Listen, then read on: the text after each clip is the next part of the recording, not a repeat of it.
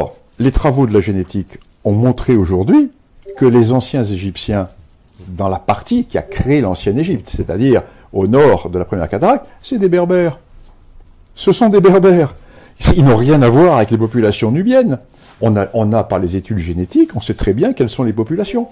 Donc, si tu veux, le problème de Cheikh Anta Diop, c'est pas un problème. C'est qu'il écrivait à une époque où il est bien évident que les éléments scientifiques qui sont à notre disposition maintenant, qui permettent de dire que, bon, Cheikh Anta Diop s'est trompé.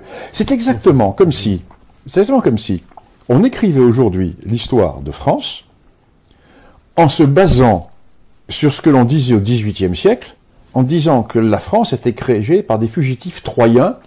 Après la victoire des Grecs, les Troyens fugitifs se sont réfugiés et ont donné naissance à la lignée qui va donner naissance à la France. C'est ce qu'on croyait au XVIIIe siècle. Bon, c'est à peu près la même chose. C'est exactement la même chose. On sait maintenant par l'histoire, etc., que c'est pas le cas. Alors, donc, Cheikh Anta Diop, si tu veux, représente pour moi une butte témoin de la pensée philosophico-historique africaine des années 50, mais qui est complètement obsolète.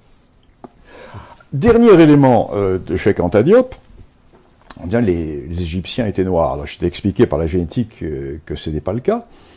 Et si tu veux, on a quand même l'étude des momies.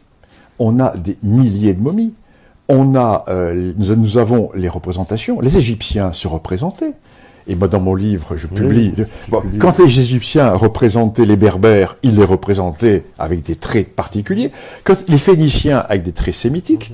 Quand ils représentaient les Noirs, ils représentaient les Noirs. Et eux, ils se représentaient d'une manière différente. Donc, si tu veux, on a des tas d'éléments qui font...